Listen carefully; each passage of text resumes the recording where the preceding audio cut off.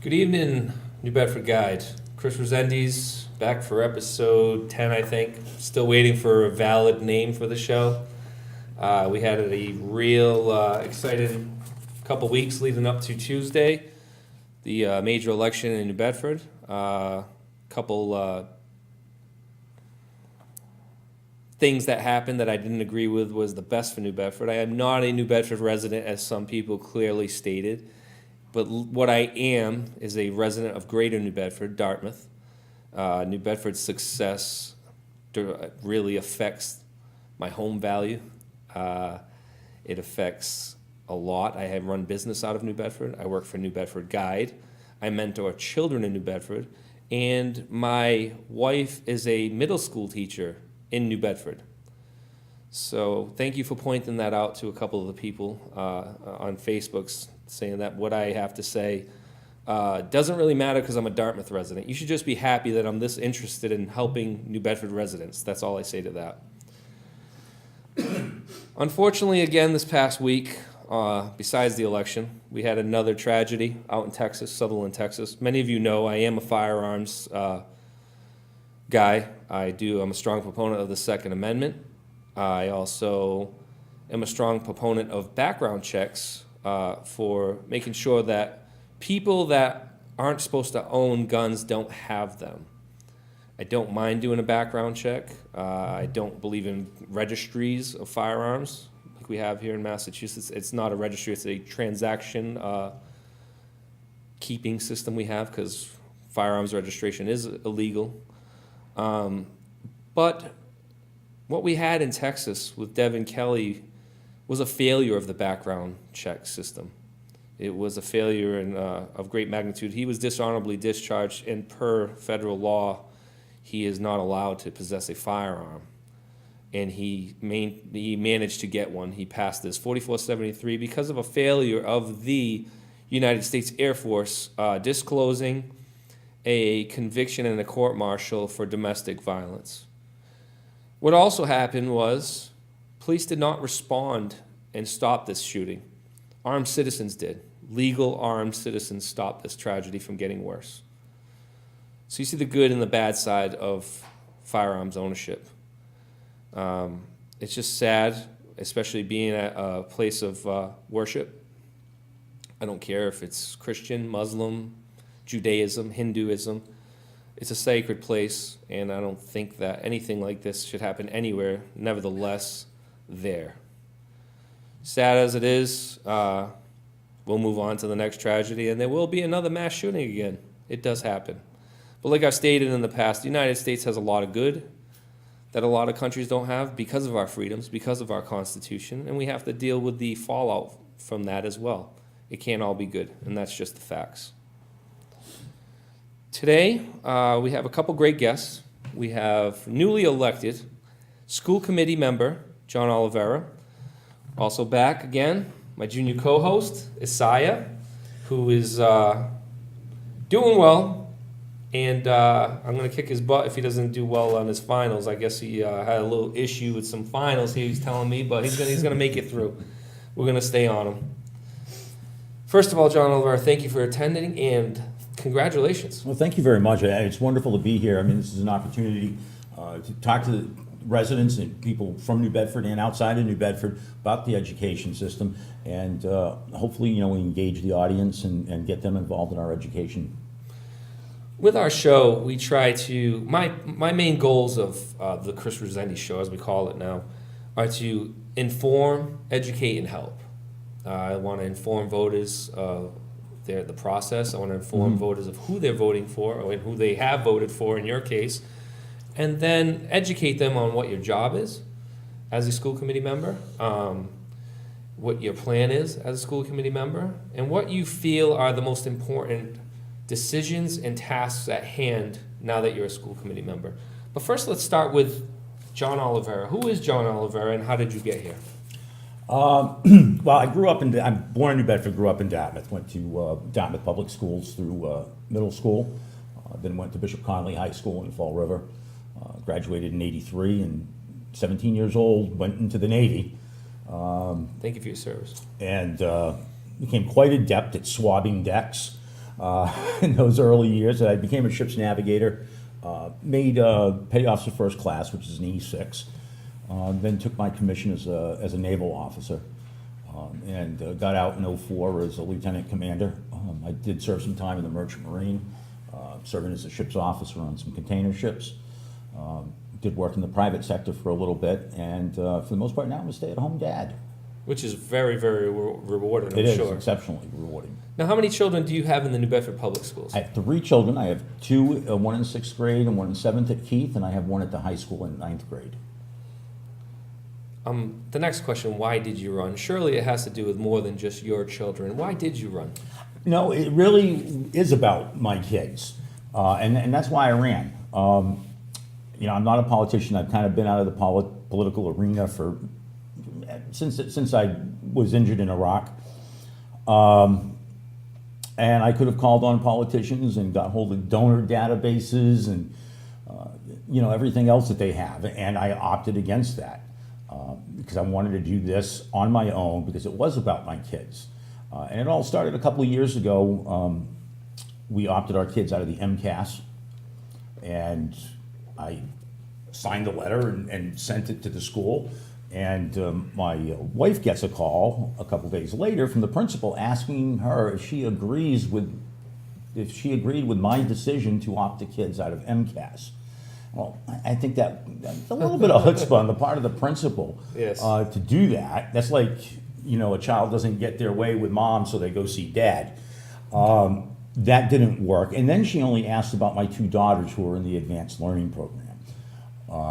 Never asked about my son opting out of the exam, who's, he's an average student. And that's when I realized that this was about numbers. That my son's numbers didn't matter to them because they weren't as high as the girls. And I started paying more attention to what was going on in the schools. And we had kids, our daughter was just starting at Keith, and the climate was terrible. There was just a lot of issues going on. And I said, we got to do something. And everybody that I had voted for in the past, who was sitting on that school committee, did nothing. And, has done nothing but sit at school committee meetings and talk.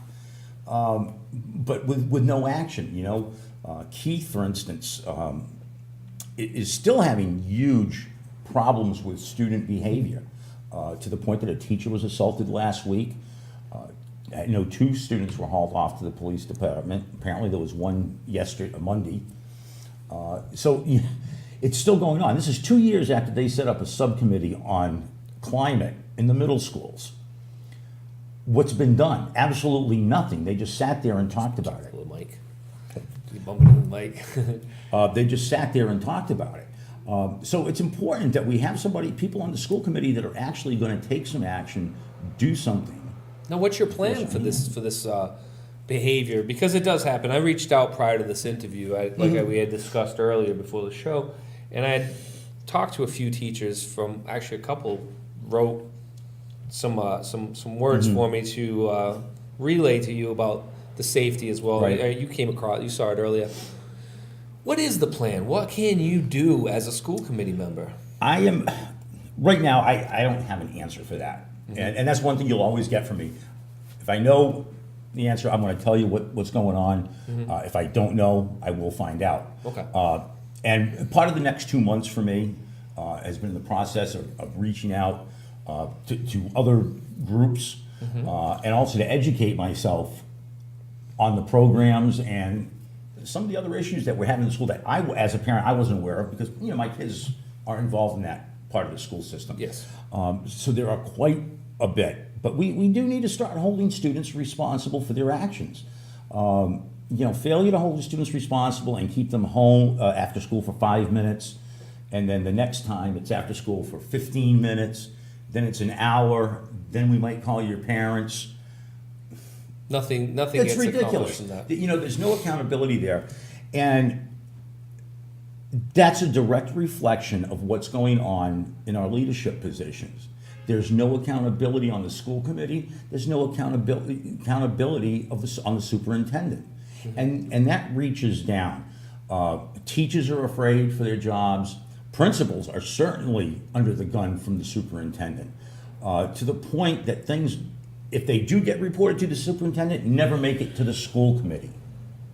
And that's a problem, and that's why school committee members need to be active, engaged with the community, with all the stakeholders, and need to be in the schools finding out what's going on for themselves. I asked one school committee member, when was the last time they were in a school for something that wasn't a function, just to go in and check it out? Yeah. The answer I got was, it wasn't like January or it was 2016. They couldn't even give me a month. Mm-hmm. Well, I voted for you to represent me, Yeah. my children, and you haven't been in a school for over a year? I have issues with that. I do So, you know, the behavior issue, other than holding people responsible, I think we need to look at it. And I need to find out how much of this is driven by state requirements and how much is driven by our own policy. Unfortunately, the state has way too much say in our local community schools. Yeah. They hold the purse strings, so that's generally what You happens. know, and I look at that as a fiduciary responsibility of me on the school committee, is to lobby the DESE and our legislators to make changes that are going to improve our school systems. And for me, that's restoring more autonomy to the local school systems, putting more control back in, so you and I have a say in how our children are educated and disciplined in our community. Yes. Now, how do you brought up the MCAS? I'm a huge advocate for getting rid of the standardization of our students. Each person is different and should be treated differently. Right. They shouldn't be. Mayor Lang brought it up last week. There should be an option of hey, he graduated from high school, or he graduated with an MCAS, both being of equal weight. Because now, a lot of the higher learning institutions are getting away from the standardization anyway. Right. Prior to now it seems like our school system's lagging behind from the non-requirements now of the higher institutions of learning. And MCAS, I'm totally against any high-stakes testing. Our kids are tested enough. MCAS doesn't really tell the parent anything. Parents don't see the results of the MCAS. All it does is turn education into mass production, and that's all it does. Yeah. It's mass production education. We are spending way too much time on these tests. We're spending too much money buying curriculums to teach to the test, and to have a requirement at 10th grade to pass this MCAS is absolutely ridiculous. Scott Lang had it right several years ago when he was mayor.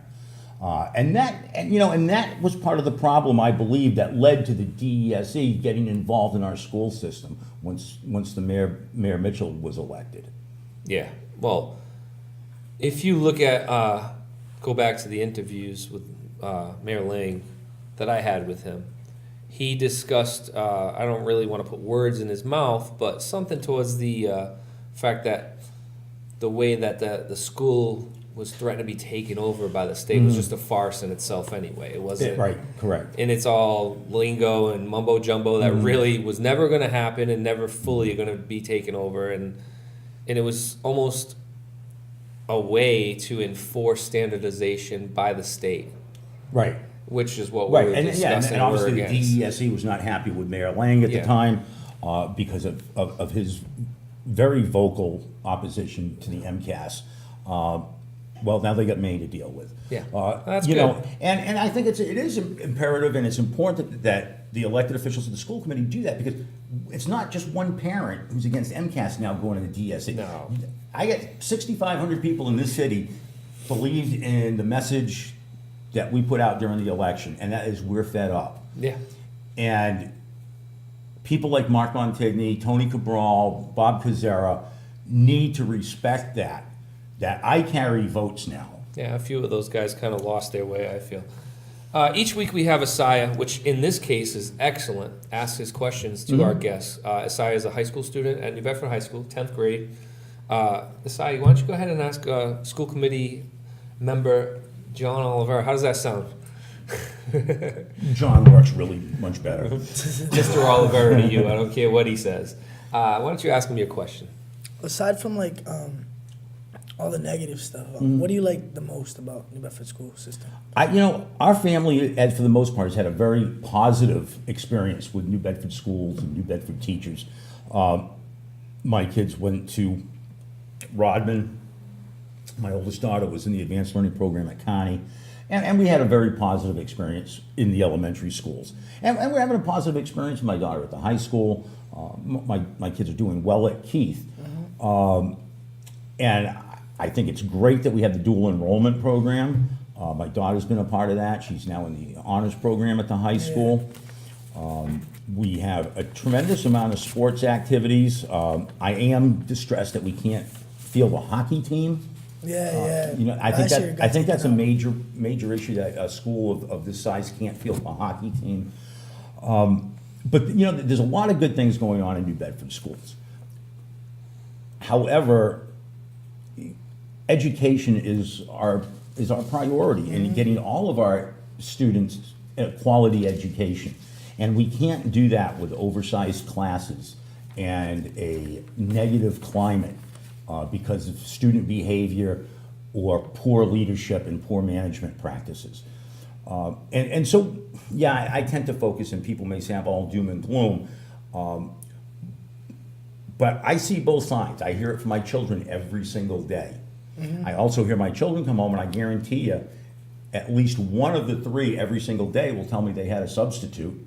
Yeah, definitely, yeah. And that's, I have a major problem with that. And I think as taxpayers, even if you don't have kids in school, you should have a major problem with that. Because you're paying for qualified people to teach your children, to teach the children of our community.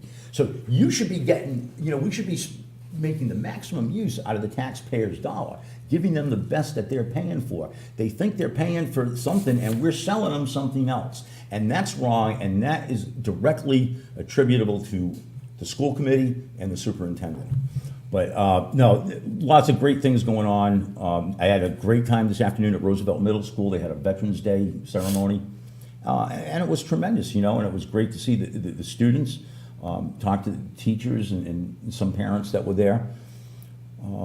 But there are issues, and we need to get those, because we need to make this an equitable and fair and quality education for every student. Thank you. Isaiah, I got a question for you, buddy. Two things as a student at the high school that you feel could improve to help the education, whether it's, let me just give you some ideas, whether it's like a way to teachers to deal with the kids, or behavior issues, or class sizes, any of that stuff. Why don't give us two things that you would say, hey, listen, Mr. Oliver, as a student, I feel that maybe this could change, and maybe you could help me in order. And if you don't have one now, let me know and think about it before the end of the interview. I don't want to put you on the spot. Yeah, I'll think about it. All right, buddy. I'd like to see you put him on the spot. I mean, No, I'm just kidding. so like what he said about the substitutes. I have substitutes like almost every day.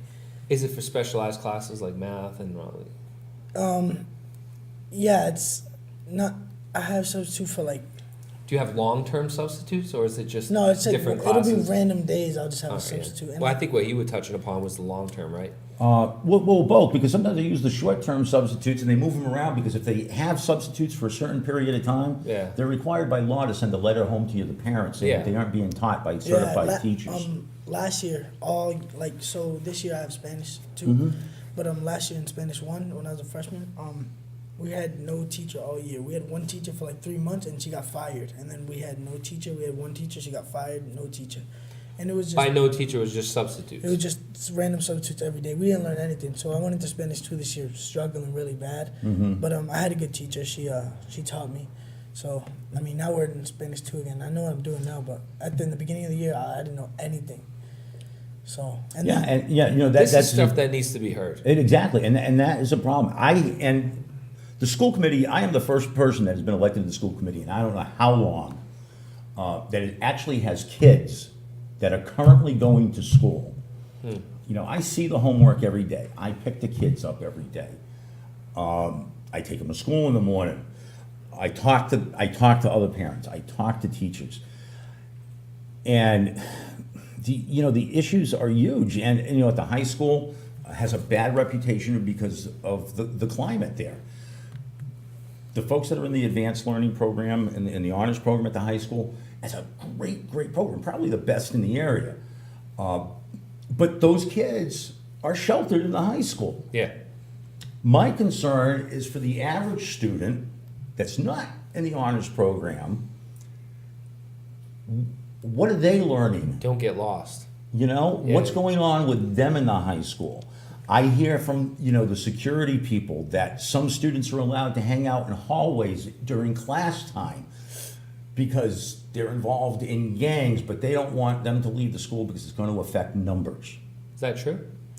Yeah, so like you could go any period to the schools. You could just walk into school tomorrow and walk in the hallway during the middle of like first period, and you already see kids in the hallway sitting in the cafeteria when nobody's there on their phone recording, just like I'm in the honors program, so like there's a lot of kids in the school that they're friends of mine. I grew up with them, and like I grew up with them from elementary school when they were good kids, and like now I see them in the hallway like every day, and I told them like just go to class. Like, now my teacher don't care, so it's like that's something that like I feel like they don't care that kids just skip class anymore. You don't even get written up for it. Right. Yeah, and see, and that's and when I have a problem is when I have That's horrible. when I have teachers, security, students telling me these things, and the superintendent has the nerve to tell the mayor and the school committee that everything is hunky-dory. The mayor, who has children at New Bedford High, should be seeing and hearing the same things I am, because I believe one of his daughters is in the honors program with mine. Yeah. I'm a little perturbed by a lot of this. I've heard a lot of bad stuff, like I talked to him, but some of this stuff I'm hearing now is not a good look. No, it's crazy. So there is deceit going on at the highest levels of the administration. And whether the school committee is just accepting that, I don't know, but they obviously don't seem to care. And that I just have a problem with it. Yeah. That they are not doing anything about this. What we do here is we also take questions live from Sure. Facebook. We're going to do some rapid fire because we are running behind the clock here. Yeah, yep. We'll start off with Juvenile Nevs. What is your plan for the future with the kids in school? We already went through that, so you can actually skip that part. Mary Ellen Newby, my kids had IEPs. So does mine. Providing accommodations. IEPs are a special... Right, yeah, one of my children has an IEP. If there were 20 spelling words to be memorized a week, my kids were only required to learn 10. This is applied to all subjects. Come MCAS time, they were held to higher standards. How is this fair? It's not fair. MCAS isn't fair. And so what I encourage you to do, and I'm going to encourage every parent, Opt out. opt out. Yeah, I mean, you can't opt out anymore. You have to refuse the test. And so we've had our children refuse the test. Yeah. And they're in honest classes and they're good students. And the administration will tell you that we're going to lose money and this is going to impact the schools. No, it's not. And secondly, it sends a clear message to the DESE when we have a high percentage of people opting out that this is not The how way to we go. want Yeah. our children educated. Next question. Christy Amaral. Can I ask a little man? He's not so little. He's a heavyweight wrestler. Come on. I think I know her. She asks, what experience do you see with bullying at the high school? So like at the high school, that's something that I don't really see a lot actually. I hear about it sometimes, but I'm really friends with everybody, and That I can attest to. I went to a football game with Asaya. and a lot of people like if I see somebody that nobody likes, not that nobody likes, but like that nobody really talks to, and he's alone in the hallway, I'll say what's up to him. And like in my school, like I don't see a lot of bullying at all. I see people with their own groups of people that just don't bother anybody. Even with the kids that are bad kids, I don't really see that a lot. And in my school, we have great guidance counselors, and like when you said about the like there's issues with the higher people in the school. We have great guidance counselors, and even our principals, like Mr. Longo, great principal. My guidance counselor, Miss Pereira, shout out Miss Pereira. great guidance counselor. Shout out Miss Pereira. Miss Pereira actually reached out to me because Asaya was having a little issue at school. So she pulled the strings, and she knows where it hurts, you know what I mean? And he went back to class and did the right thing afterwards. Go ahead, I'm sorry. And so I feel like bullying is, I mean, of course, in every school there's kids who get bullied, but you don't see that a lot. It's not really a big... Yeah. And what you see. What I see, yeah. But it is an issue at Keith and the other middle Yeah, schools. I've Yeah. read a lot about it in the other schools and heard about it. Some of this stuff I'm gonna try to get through this fast. Terry Walkowitz, success in education involves more than just teachers, administrators, and students. Are there strategies we could use to get more parent involvement, investment, and active participation in the child's education? That's clearly something that we have to look at. I think that's a huge issue. Parent engagement is huge. Parents taking responsibility for their children is huge. And we have a lot of parents that don't do that. No. And, you know, people, I'm sorry if you don't like this, but people say, well, you know, some are, you know, single parent families. There are plenty of single moms that are doing their job. Yeah. And I don't want to hear you know, Sia's mom's your mom. economic situation should not affect whether you have respect for yourself and respect for others. That doesn't make any difference how much money you have or what your economic condition is. And so we need to engage parents. One of the challenges is with our ELL learners and engaging our parents that aren't English speakers. That's a huge problem. And I will mention Colleen DeWicki, who was also elected to the school committee. I know Colleen talked about that a lot. I was more of the immediate issues during the campaign. She was doing the more... And Colleen talked about that a lot. And you know, I think between us, it's something we certainly got to look at. In the school committee, we need to come together and we need to formulate a plan on how to engage parents. And we need your input. And that's the thing. You too, you need to be engaged with us so we can make the right decisions for our children. And finally, our last question. Actually, it's kind of the same thing, so we're going to skip that.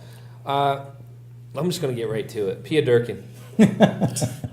Superintendent Dr. Pia Durkin. I don't know how much longer she's got on her guaranteed contract, and I know that you are a strong stick carrying it about, you know, getting her out of her position, basically. Yeah. Why and how are you going to...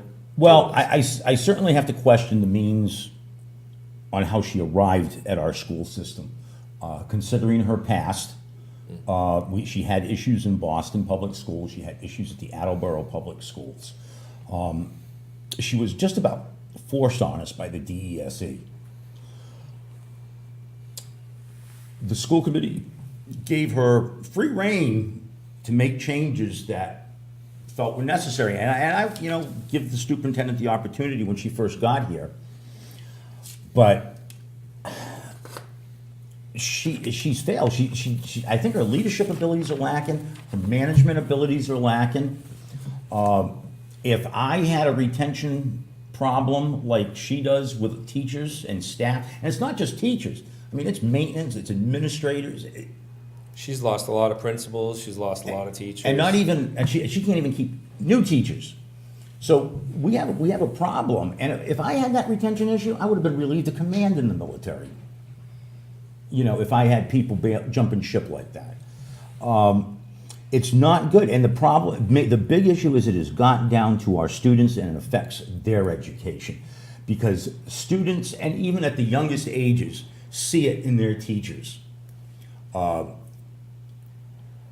And when kids know the name of the superintendent really should be insignificant. Especially to an elementary school kid. But elementary school kids know the name Pia Durkin. I don't know if it's so much. I'm thinking it's the parents at home talking about her, or do you see it in the schools? I didn't notice I didn't know the name of my superintendent when I was growing up. Neither did I. I remember my teachers. Yeah. But in New Bedford, it'd be kind of hard to remember your teachers because they come and go so damn fast. Yeah. We had a couple shows back when I had Josh talking about teacher retention. Yeah. What his plans were Josh Amaral. Yep. Your colleague, new colleague. And what his plans were to change the atmosphere. Yeah. And I don't know. The only way you're going to change the atmosphere and the environment, which has really become toxic for everybody involved, is to change superintendents. I mean that's all. That's my answer to it. Okay. It's not going to get rid of all the problems, but it will certainly. We need to find a superintendent that's going to fit our community. That is going to educate children the way we want our children educated. And that is going to embrace the community and bring everybody together and show respect for everyone in the community. This superintendent shows no respect. I don't know if you've ever been to a school committee meeting, but to go to one of those, she has no respect for the school committee. She has no respect for parents that are talking, or even more so for students that go and speak at the public comment period. I would, if I taught those kids, I'd be damn proud that those kids actually Took the time and were able to get up in front of the school committee Absolutely. to talk about problems. So respect is a huge issue, and the school committee has let this happen. Let's make no bones about that. They have let her run amok. So it is a failure on the part of the school committee as well. Right now, I don't believe I have the votes to get her removed immediately. But there's going to have to be some changes made. And I think the voters really said that during this election. And so I think the school committee is going to be forced to do something whether they like to or not. Well, she agreed to set up a date to be on. So we're going to discuss some stuff with her. That's amazing. Yeah. I didn't expect it. And I got the email here today from Mr. Mata. Mm-hmm. And Dr. Durkin asked for me to set up a date. Good. She asked, so It's about time that I'm looking for the It's a little too opportunity. late for her to be in the community, but she can still answer these questions. Yeah.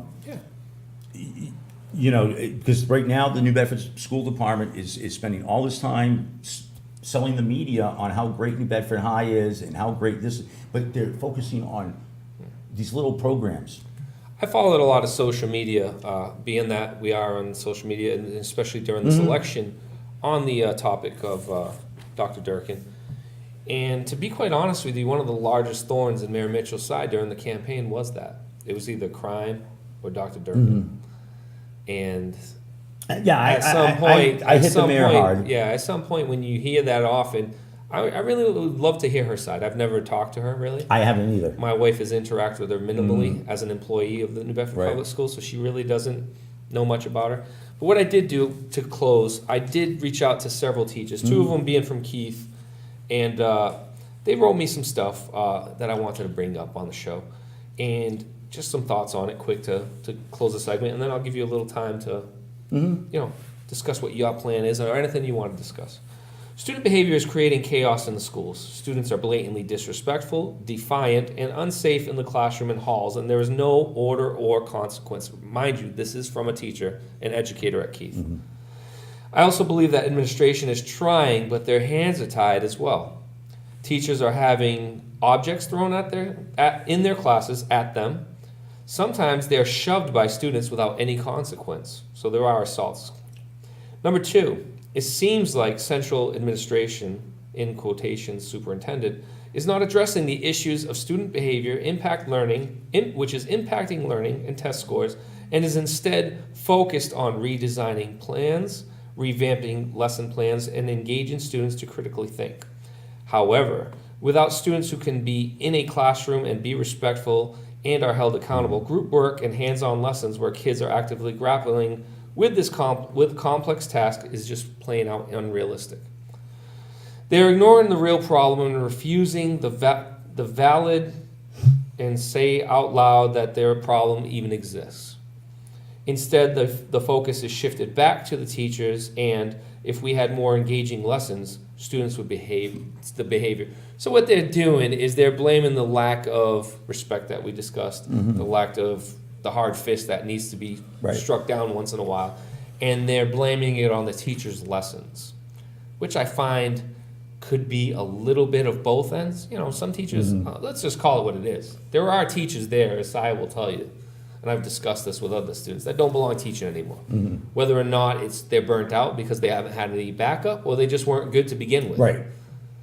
That exists. Sure, yeah, you're gonna have that in any exists. organization. I don't care where you work, there's always that bum that is not doing their job.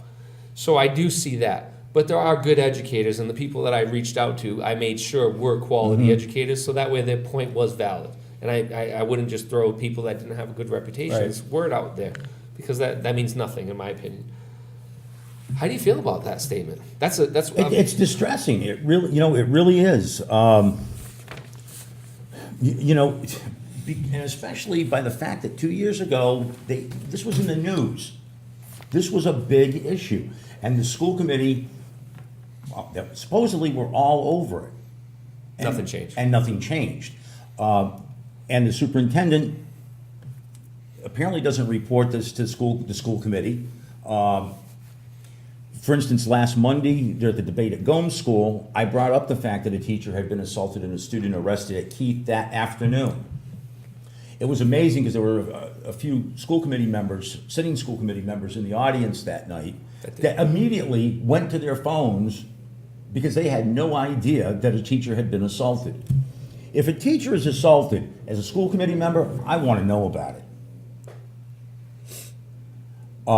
Have you reached out to Arthur, what's his name, Lou, at the union about being notified about these issues? Yes, I Lou have. St. John. Yeah, and I'll be speaking with the superintendent for the first time next week. Okay. I think after this interview, that might be a little contentious meeting, but and she will, we'll have that discussion there. I mean, we aren't going to solve anything, but we do need to work together. It's going to start somewhere. We do need to be able to work together. But lo and behold, there are going to be some changes because the school committee is who she works for. Very good. Mr. Oliveira, thank you very much for your time here. Thank you very much. I want to give you the having us opportunity on. to take a minute. Tell us what you want to tell us, and if you don't have a minute of stuff to say you don't have a minute of stuff to say. I'm not a teacher. I'm a parent, veteran, who just cares about my kids getting a decent education. You can't do it in classes with over 30 kids. Absolutely. You can't do it in classes where there's a climate of misbehavior or where we're trying to teach non-English kids in classes with English-speaking students, because you're doing both students a disservice. Absolutely. And that goes for kids with mental illness as well that are mixed in. And, we need to expand, our availabilities at the two alternative schools, because we do have a lot of students that do have issues and do need additional help. So we need to expand that. We certainly need to hold people responsible, and I want to see parents involved. 6,500 people voted for me. That means those people are saying, I said something to those people, and I can be as outspoken as I can be, but if I'm not getting your support and your input, I can't move New Bedford schools forward. Well, you've been a military leader, so you understand how the structure works. Right. You understand how the structure works. And a lot of people don't realize that part of you holds weight. Right. You've been there, you've led people, and you've led important people. And they should take that and use your experience to their and it's not just about leadership, it's bringing people together. I mean, that's leadership. I was in charge of the task force, the public relations for the International Task Force after September 11th. I'm dealing with Japanese Navy, German Navy, the French, the Brits. Yeah. And it takes quite a bit to bring everybody together. I just want people to know that I am always available. You can get me on Facebook. You can call me. That's true. I've reached out to him, and he got right back to me. 508-264-8056. More than happy to talk to you, meet with a group. And as we discussed, he will meet with Asaya here on out. And I will meet with students. I want to know what's going on in our schools. One quick thing before you leave. One of the educators brought this up. Would you be willing to, and I'm going to ask Dr. Durkin this as well, to substitute a class for 2 or 3 days in a row at any of the middle schools or high schools.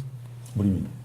Go be a substitute teacher for a couple days. Oh, yeah, I have the credits, because I believe last year you only need 60 credits Yeah. to be a substitute. I think it would be an experience Oh, for that would be- everybody that, especially administration, that they could actually Mm-hmm. be in tune with what's really going on in the schools. Right, yeah, I mean, I've taught at Mass Maritime, as a Navy instructor, a certified fire instructor, but more adult level, technical education type things. But, I just want people to know that I am available. I represent you and your children. This isn't about some political whim. This isn't about supporting Mayor Mitchell, its agenda. This isn't about supporting Charlie Perry's agenda. It's about our It's kids. about the kids. John, thank you so much. Thank you so much for having me. appreciated. Again, anytime you need anything, just please reach out. Right, feel free. I'd love to be on again. All right. Great, You thank let me know. Have a great holiday. You also, sir. Happy Veterans Day. You're right. John is a veteran, and we should all thank him for his service and for his continued service in the city of New Bedford and for the children of New Bedford. Our next guest, Edwin Cartagena. Edwin has a great story. Edwin is a multifaceted individual.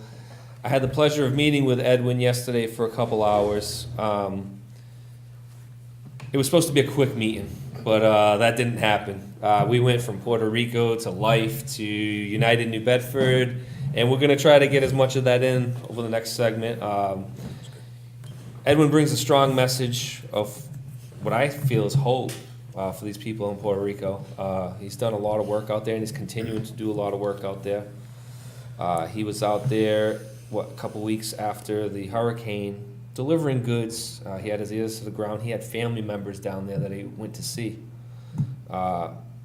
It's a touching story, and I'm glad that he's here to share the opportunity, giving us the opportunity to share his experiences that he had in Puerto Rico and that he continues to have in our community with these new families that are coming in. Something north of 83 families, something like that. I have the numbers. I'm sorry that I'm drawing a blank right now. But we are getting them in the city as well, and not only is he setting up help for the Islanders, he's also setting up help for those coming in to New Bedford. Edwin, thank you so much for coming. I appreciate it. Thank you for having me. Appreciate it.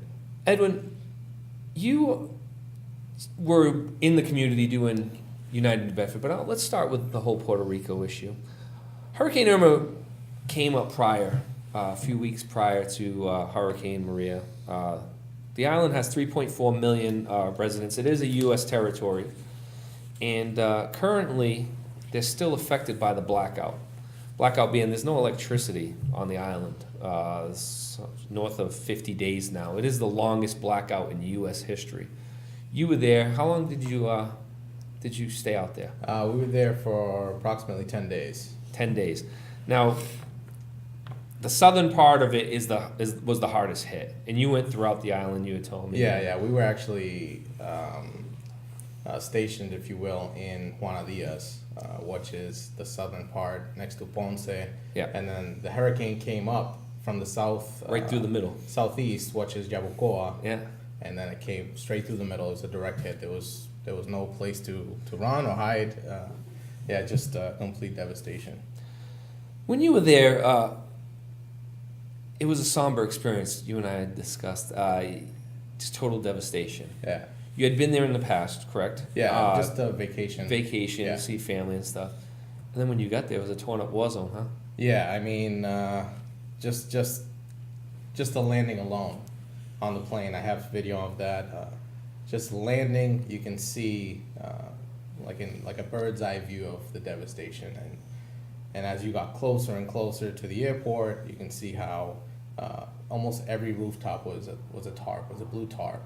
So they lost their roofs, and they were using these blue tarps, as an emergency temporary roof. For whatever good it was. And it has rained a lot since the hurricane. Oh yeah, it was raining a lot that week that we were there, which made obviously logistics of getting to places like the mountainous regions a little bit harder and more dangerous. They're hard to navigate anyway. Yeah, Nevertheless, after the destruction that they faced. correct. prior to the storm, some of those mountainous regions that you discuss never even had electric to begin with. Yeah, correct. You know, people don't realize that. Like Yeah. 2017, there are parts of the world without electric, and the inner mountainous area of Puerto Rico does not have any. Yeah, well, what people forget is Hurricane Irma passed by a couple weeks prior to Hurricane Maria at a Category 5. It just brushed the island, but it left 60 to 80,000 people without power prior to Maria, and they didn't get any power and still don't have power after Maria hit. So, So the devastation is just continued. It's like the hit Yeah, that yeah. keeps hitting. yeah, exactly. Tell us about your mission, how it started here in New Bedford, and how it ended up in Puerto Rico. Well, it's it's basically something that, just like everything that we've been able to be a part of, started small. You know, it started very small and then just snowballed into something unimaginable. So September 20th, the hurricane hit, and then by the 23rd, we already started mobilizing, talking and saying, hey, we need to do something. And We being? we being a local group of pastors and churches and our team of volunteers, and then we partnered up with another effort that was happening in Rhode Island, and then we all wanted to do the same thing, so let's do it together and make it as effective as we can and reach as many people as we can. So it just, to give you context of how big the effort snowballed into, we collected between 200 and 300,000 pounds of water, food, and supplies. That includes medicine, batteries, flashlights. You name it, everything was there. That's amazing. In partnership also with the New Bedford Police Department, we did a Yeah. food drive at the That was amazing. headquarters. Yes.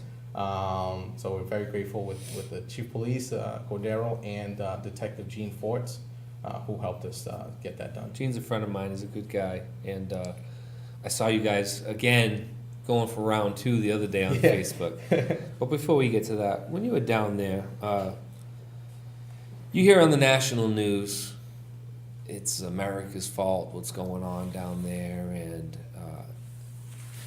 stuff's not getting done properly, and roadblocks are being hit because there's millions of pounds of goods that are just sitting there with politicians yelling at each other and union people yelling at each other. Like, what's going on? Like, why aren't these supplies getting out to their people? You and I were talking about a toy drive for these people, and within 20 seconds we said that'll be a bad idea. They won't get the gifts till February, for Christmas.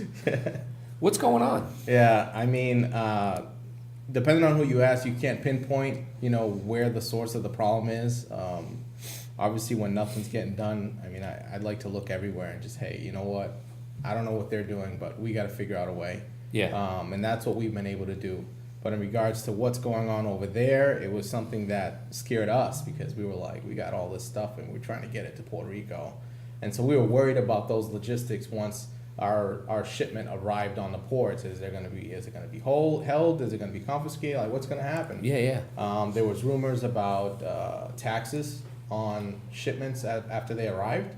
So I don't know how true they are, but if you're paying taxes on donated goods, then maybe that's why people weren't receiving the shipments, because they can't afford to pay taxes on free stuff. Absolutely. So there's different things that you hear. I can't confirm it, but obviously that would have to do with the local government. Yes. And also, I think a lot of it had to do with the, it's escaping me right now. I think it's the Jones Act. Yes. Which also put a lot of red tape on getting certain shipments over there as well. So Well, it opened up shipping from other nations. exactly. It opened the port up.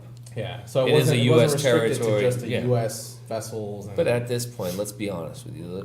The amount, you raised 300,000 pounds of goods. That's New Bedford. That's Edwin Cartagena Yeah, and his yeah. buddies and some pastors and some police officers and the community itself, Yeah. got together. That's just New Bedford. yeah. There was millions and millions, billions of pounds of U.S. goods that were being held up. Besides the Jones Act, Yeah. that was a lot of political Yeah, on the ground, there's a lot of Back, stuff going you know. on too. The Puerto Rican government, which I've known for years, is very corrupt. Yeah, It's very extremely corrupt. I mean, you got a 38-year-old governor right now that has zero experience that just got voted governor somehow, and people are still trying to figure out how that happened. You have one of the most corrupt electric companies, Prepper, I believe it's called. Trevor, yeah. They've been robbing their shareholders for years. You have a government that's $98 billion in municipal bonds and debt, which, as Mike stated from New Bedford Guide, and you and I discussed it and agreed, we're spending $1 trillion in Iraq. We can help out U.S. citizens in Puerto Rico, people that are fighting in our military, Correct. and that have been now for decades. Yeah. So I don't agree with that at all. The whole concept that, oh, we shouldn't bail them out. It's not them. They fight for us. Yeah. And a lot of these people that are saying them are also people that have never signed on the line the commitment to serve in the military, where hundreds of thousands of Puerto Ricans have throughout history of the United States. Since approximately World War I. Exactly. So to me and to Mike himself, like we discussed it, and it's just crazy. Yeah. It's absolutely crazy. You are a U.S. territory, and you need to be treated. It's an antiquated system the way you guys are Yeah. treated. Just to put it in perspective, here in America, if I'm in Massachusetts, I can vote for anyone, governor, senator, congressman. But if I were to move, I'm a U.S. citizen born in Massachusetts, but if I were to move to Puerto Rico now, I would only be able to vote for a governor. I would have no representation in Washington, D.C. Yeah. That's just to lay it out. Some people don't realize the dynamics of it, and it's absolutely nuts. But I can sign my name up and go join the military. Yeah. Correct. Let's pay the $98 billion. You know what I mean? Get these people out of debt, which I think is going to happen now. It makes no sense, especially when we're spending $1 trillion in Iraq. Correct. I know Puerto Rico doesn't have oil, but that's not the point. Now we're looking at 6,100 telephone poles and about 5 months to restore electricity. Is that what you're hearing down there as well? That's what I read. How does that sound? I don't know, man. I think things will look a lot more differently on the ground. Obviously, you got the metro areas that have power, and it's not even stable. Just yesterday, I think they lost power, and it's going to take 12 to 18 hours to restore it. And we're talking about like the equivalent of like Boston. You know, it's a big city that's still struggling with having stable power. So let alone the mountain region where we've been, and they have nothing. You know, it's going to take them, who knows, a year, maybe more, to get power. Jeez. And without power, you can't. Without power, you can't do you anything. can't do Right it. now, they're having trouble because a lot of people, use credit cards, for example. Yeah. There are banks running out of money because people aren't used to using cash anymore. Yeah. Without electricity, you have to use cash. And now banks are running out of cash because they didn't have it on hand because they weren't ready for this to happen. You know what I Yeah. mean?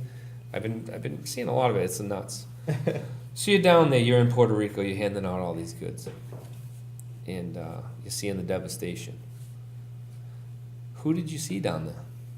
Family, friends? Well, we got to see family towards the end of the mission. We got to visit approximately, I think, 10 different municipalities across the island. I think we drove maybe 5,000 miles or so within a matter of days because it was just nonstop. Stop and go, grab whatever we could. We found another family, or we got a Facebook message when we finally had service because there was pockets on the Of highway, service. on the main roads. Which is There was basically pockets. around the coast. So you would see, you would know where there was service because there was a pocket of cars parked on the side Oh, of the okay, highway trying to get service to communicate. Yeah. So when we did get that, we would get messenger inboxes from people back here in New Bedford saying, "Hey, I haven't communicated with my family in this area. Would you be able to stop by? They have someone, an uncle of mine is bedridden, and he needs. I can imagine what they need right now. Nobody had, So we would make it a point to make it out to those places without GPS. We didn't have any way to kind of really navigate, and by the grace of God, we made it to those families and helped them. And it was just amazing to be a part of, but at the same time, it definitely hurt. It hurt just to see, you know, how the dire conditions that these families were in when you got there, and you were the only person to be able to provide assistance. And it's mind-boggling What did considering. they do when they saw you? Like these They people? cried. They cried. They were overwhelmed with joy, obviously mixed emotions because they're going through a struggle, but they were more than grateful we could have showed up with one thing. And And it was one more thing than they had. Exactly. They were just, it's hard to explain in words. When you have nothing, one thing is good. Yeah, Which brings me back to what we discussed about the homeless people. I always said if we were devastated, and you said, and when I said this, you said, oh yeah, I got a story for you. Yeah. When you're homeless, like I always say, like if we were to like have a massive earthquake or storm like they had, homeless people would kill us in living. Like they would just be like, all right, this is every. And when I said that, you said you had a funny story about that, like when you were on the island. Yeah. Imagery is everything, right? So Yeah. when you're in the middle of this disaster, and then, I mean, you know who's who, just seeing a homeless man, and he had like a wide smile on his face, like if nothing's going on, it's almost like everybody's like, well, now you guys know what it's like, Yeah. because he's like, this is every day for me, survival for me, you know what I mean? So It's perspective. yeah, it is perspective. It's perspective. And add to that, remember the windstorm that we just had, and some people lost power. Yeah, it was like the end of the world. Yeah, it was the end of the world. We're talking about going on 50 days now, 50 We're past plus 50 days. We're past without 50 days. power, and these people are crying on Facebook like, hey. Crying on Facebook, right? There's something to be said about your last statement. Isaiah, you got any questions for Edwin? Out of everything that you experienced in Puerto Rico, what is like the main thing, like something that you'll never forget from all your time out there? I guess it's just, just seeing people with certain needs that you couldn't meet. Yeah. They had a medical need, or they're just bedridden, and there's only so much you can do for them. Obviously, it's good that we were able to provide water and food and light, but like for a good example is this one family we met in Manatí. They had it was an uncle of someone we know from New Bedford, and we made it a point to go visit them. We were able to help them, but we found out, like, I think it was at the beginning of this week or late last week, I don't remember, but we found out that he had passed, and we had plans for this second trip to bring them a generator Oh, really? because he needed power, because of his condition. So,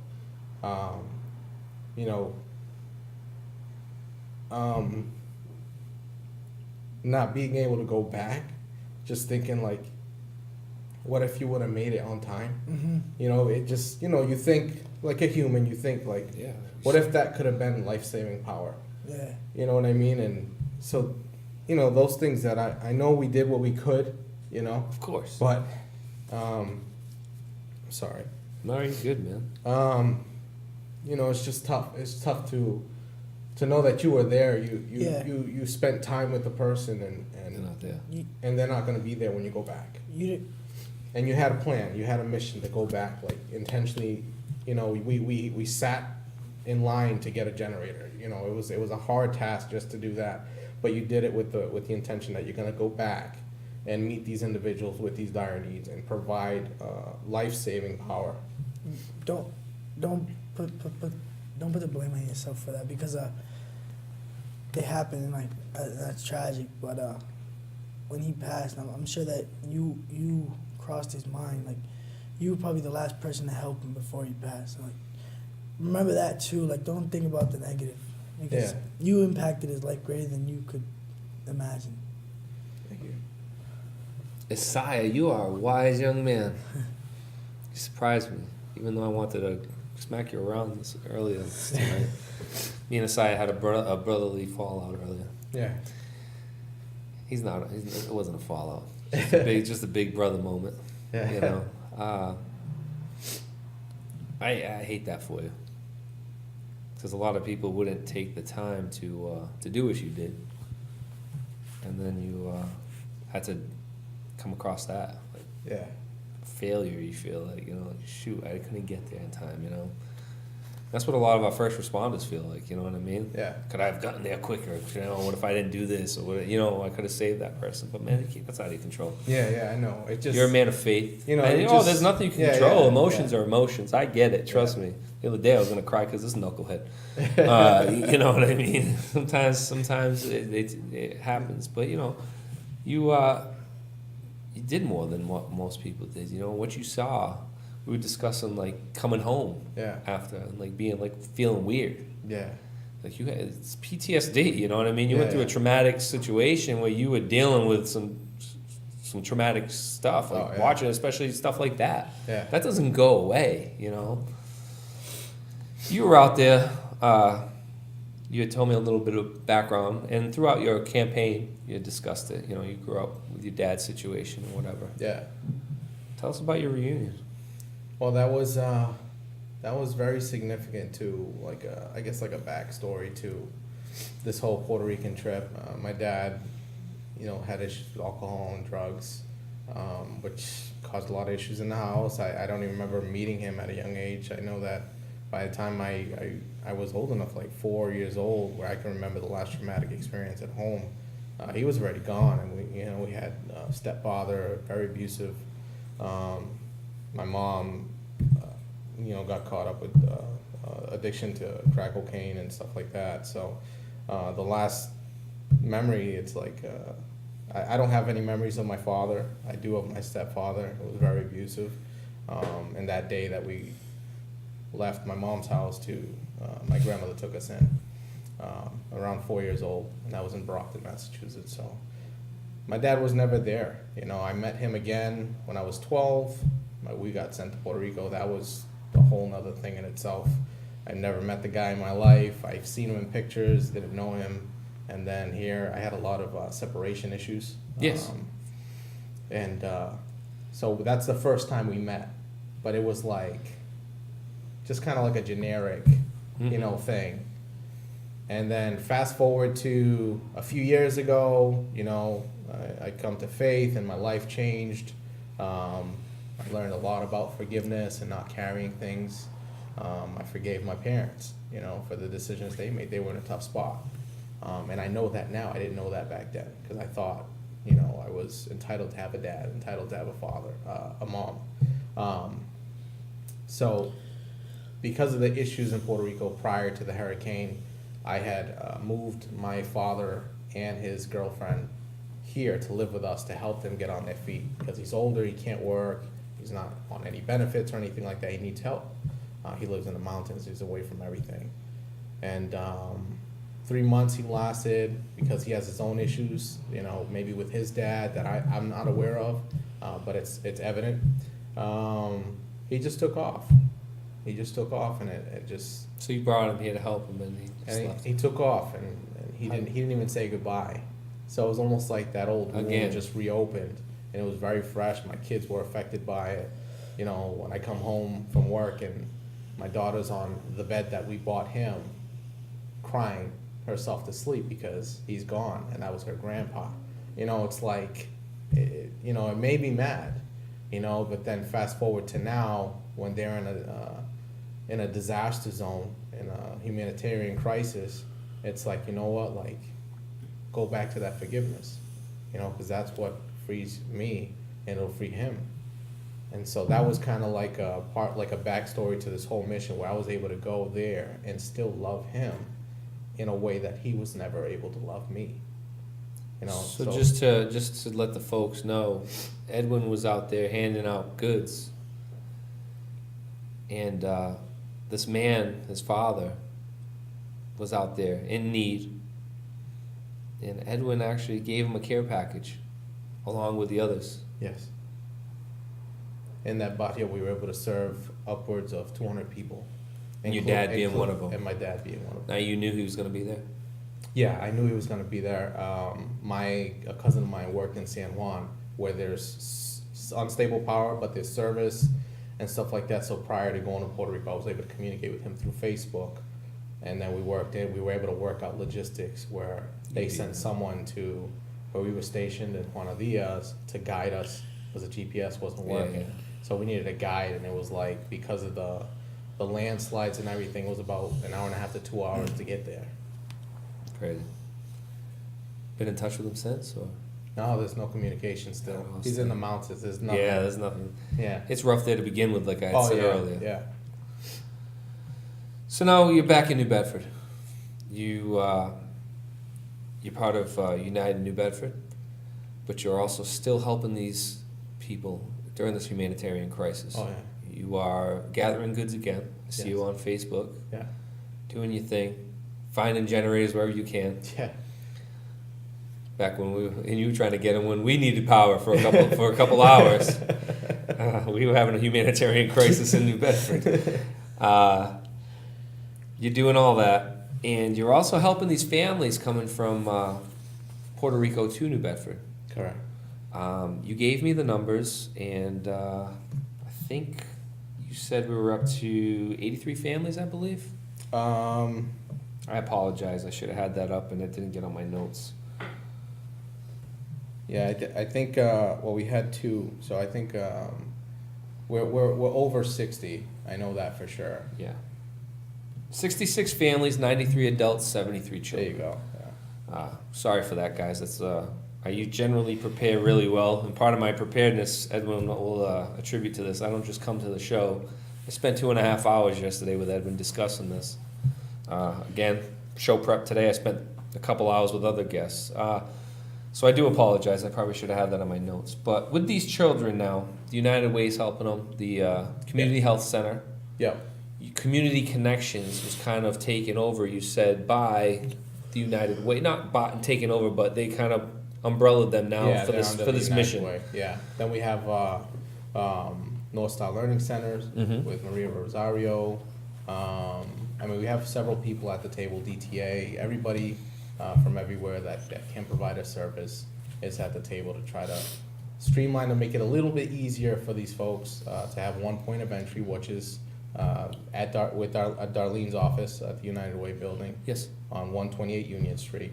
And so people need to go. If you're out there, if you're you have a family member that is coming or planning on coming or is here already that hasn't been to the Darlene's office at the United Way building, go there. You need to go there, check in, register. They're going to help you out with FEMA registration, which is vital right now, and then they'll take care of everything else from there.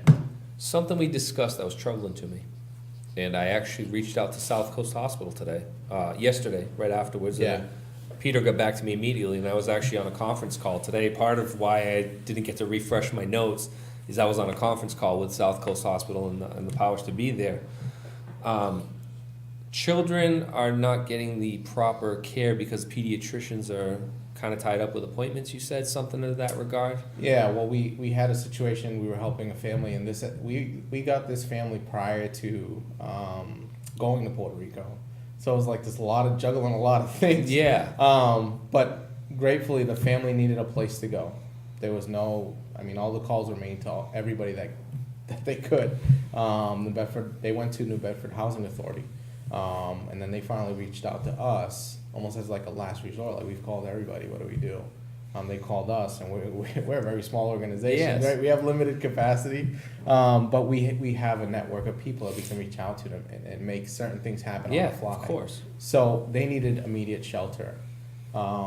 The housing authority was able to cover a few days. We had a few police officers, Julio Rivera, cover a day or two, and then we reached out to local pastors, part of our network, to cover a few days. We were able to cover a week, stuff like that. Then United Way provided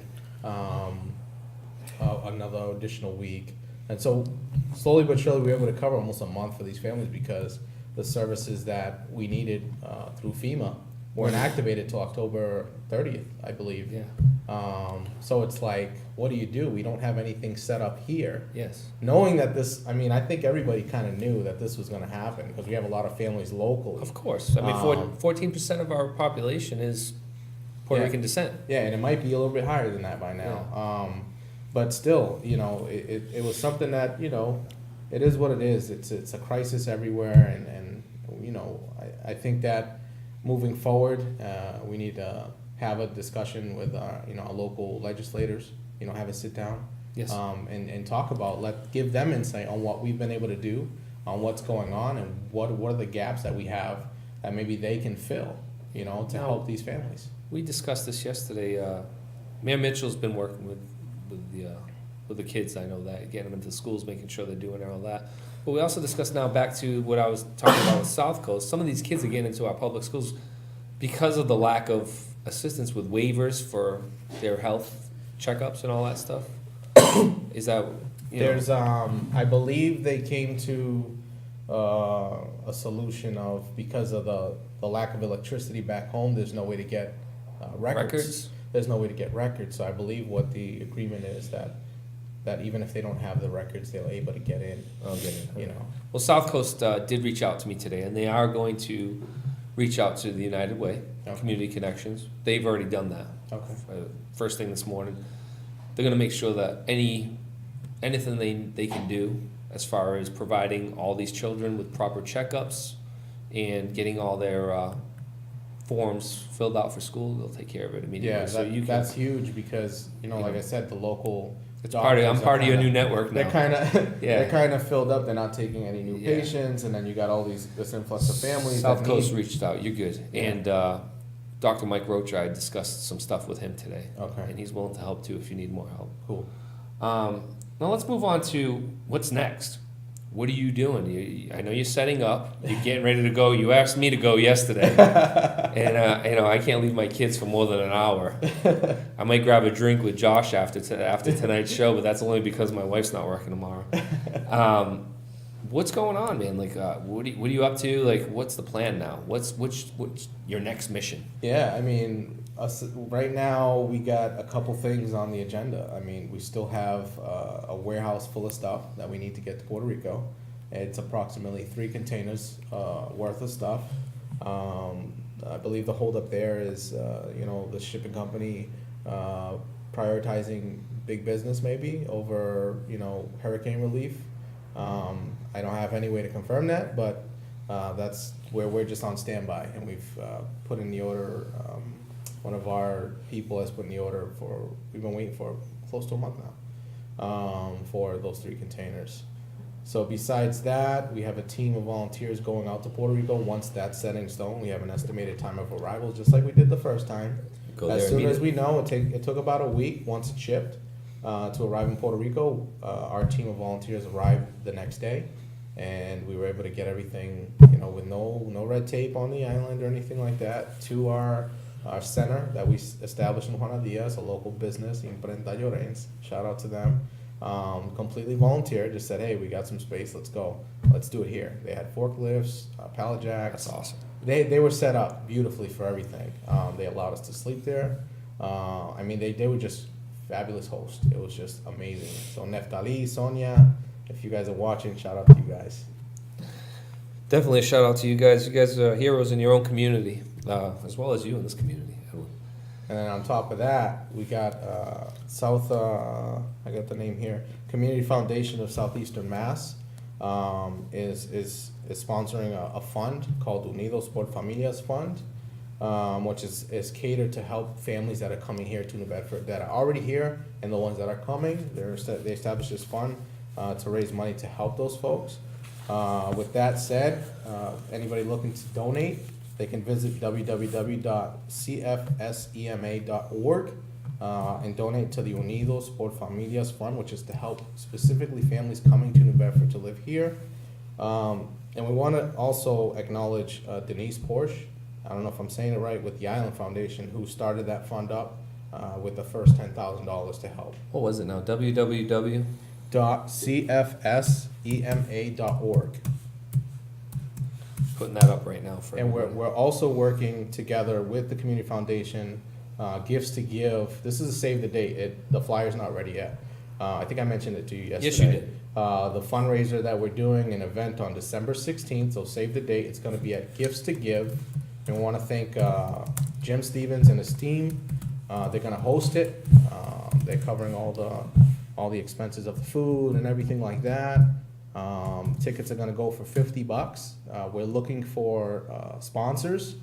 We need the corporate tables are going for $1,000. We're trying to raise as much money as we can get because we need For those that don't know, there is a gap between, there's like a kind of waiting period between arriving here to when you can actually get services. Mm-hmm. And we want to be able to give these families something to kind of hold them off in that gap, you know, to provide some Absolutely. basic essentials. Because there is a gap. Yeah. There's definitely a gap that FEMA comes, but they don't give you cash right away. And No, and you know, in all fairness to them, I know they're swamped, Texas, Florida, Oh, Puerto Rico. gosh. So it's crazy. FEMA right now is going crazy. just the setup they have going on right now in Puerto Rico. Never mind the stuff they're still working on in Texas. The head actually went from Texas, took off, and now he's spearheading Puerto Rico. You could tell the guy hasn't slept in months. Yeah. Now, something I want to talk about is our local leadership. From Mayor Mitchell to Representative Cabral to Senator Montigny, has anybody reached out to you or your organization to help out their constituents, their new constituents too, and just in a humanitarian way, just, hey, whatever you can do. Have any of these guys reached out to you? No, nobody has reached out to me. I've tried to reach out to a couple people, but haven't really gotten anywhere regarding that. You know, trying to get support, whether it was with trying to help get this stuff to Puerto Rico, to trying to get some kind of help or something established here for the families coming here. So So you've reached out to them specifically, and none of them have gotten back to you on this. Basically, yeah.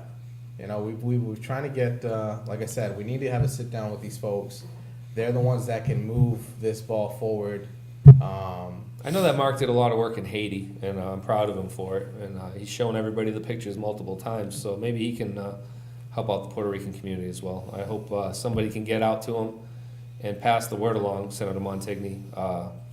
Please help out, just like you did in Haiti. These people are devastated, and maybe there's something you could do on a statewide level. You know, you have a further reach than Edwin or United New Bedford does. So Yeah. maybe yourself or Representative Cabral can get out and do something, you know, to help Yeah. out. You know, hopefully they will. I'm sure they will. I got faith that somebody will get to their area and get this going, because it is important. You know, Yeah. it's not going away. No, it's not. It's going to take a while. Edwin, we're going to move on from Puerto Rico because we're at 8:20 right now. Okay. And we are going to come back because you're going on another mission, and we're going to plug you when you do your fundraiser. I'd like to have you on again Okay. prior to, so don't think I'm cutting Puerto Rico short, because that's not the case. We are going to continue to do this because I want to keep pushing on it. It's easy. It's like, what's the next tragedy? What's the next tragedy? It's like Yeah. I started off the show with the shooting. Yeah. When's the next shooting? You know, you kind of forget about the last one already. Yeah. You know what I mean? And it's sad, and we don't want to do that. But I do want to talk about United New Bedford. Okay.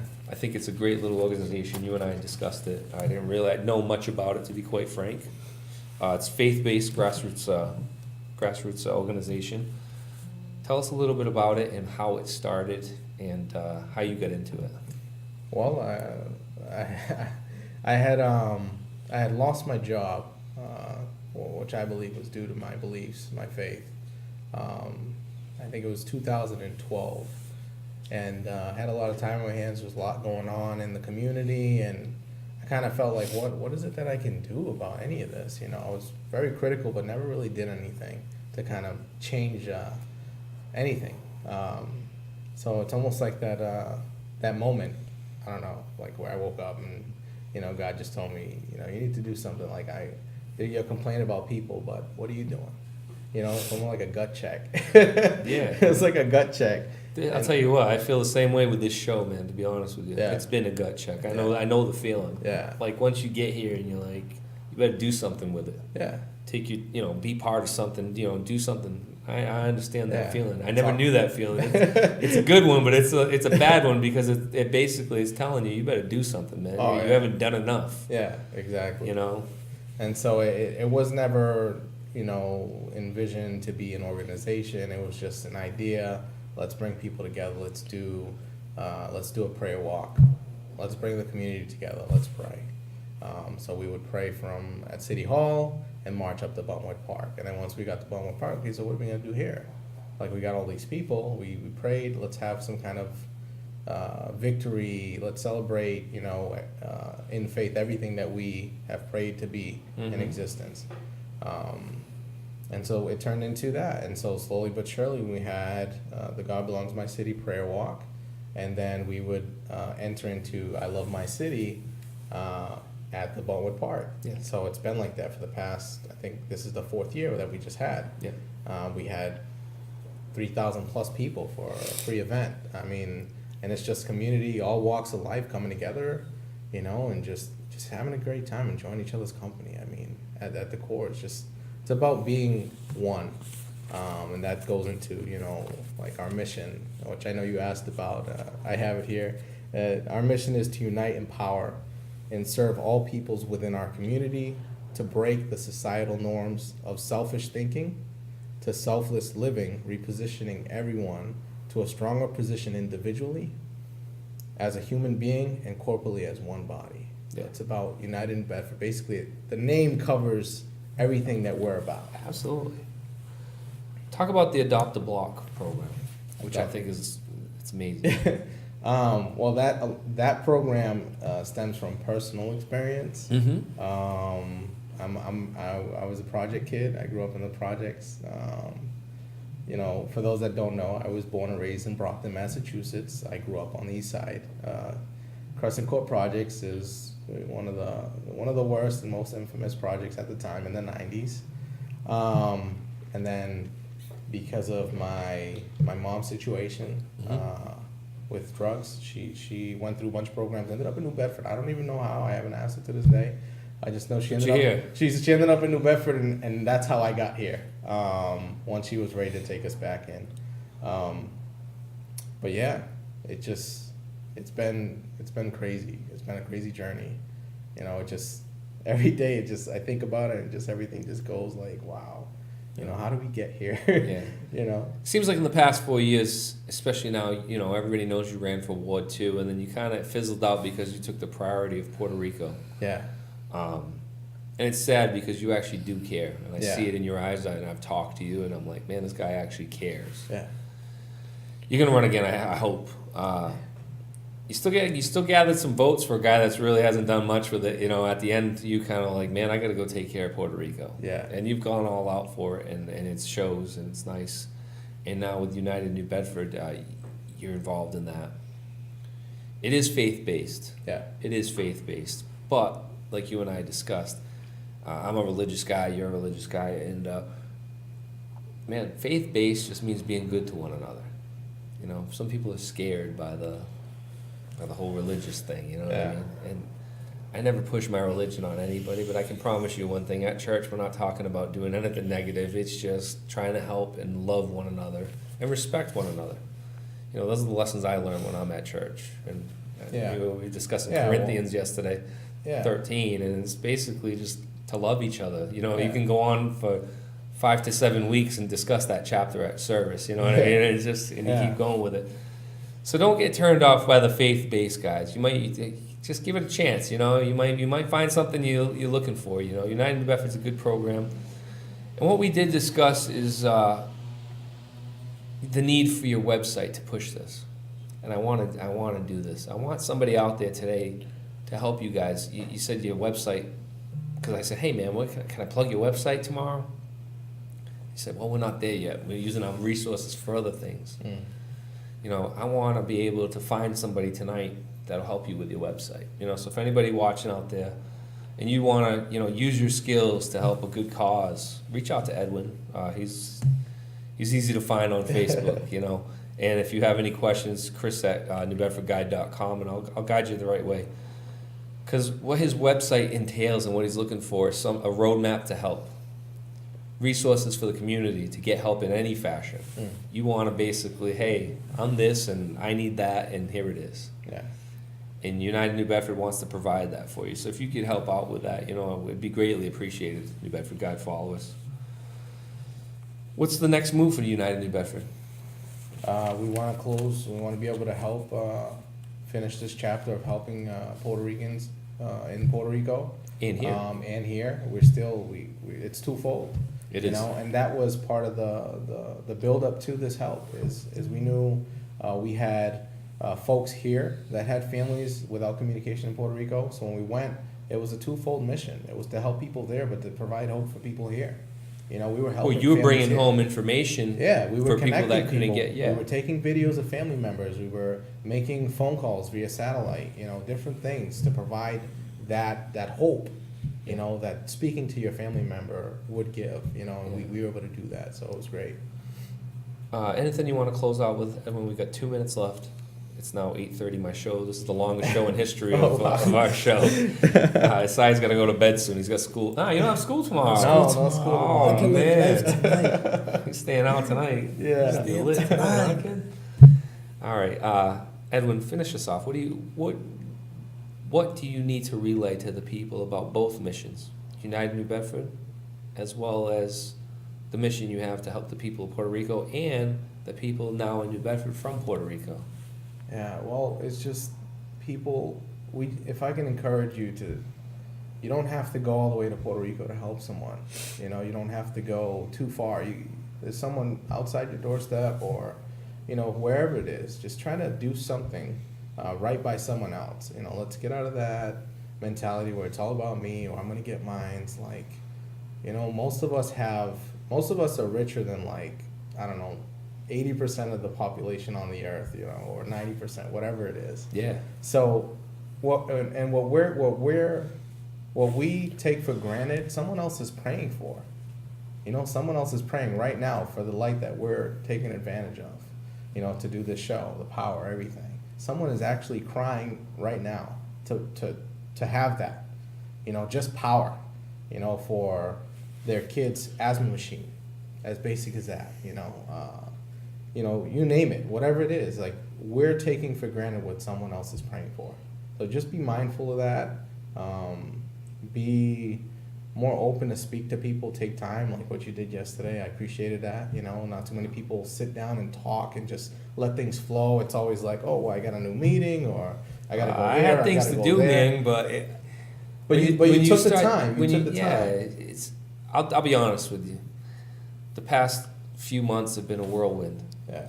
Me personally, I told you, Yeah. you know, this knucklehead doesn't get it yet. But I brought him up and how much he's changed me. Yeah. You know, and how much I see now, and I'm starting to see the our blessings that we take for granted. People are dying for, you know. Yeah.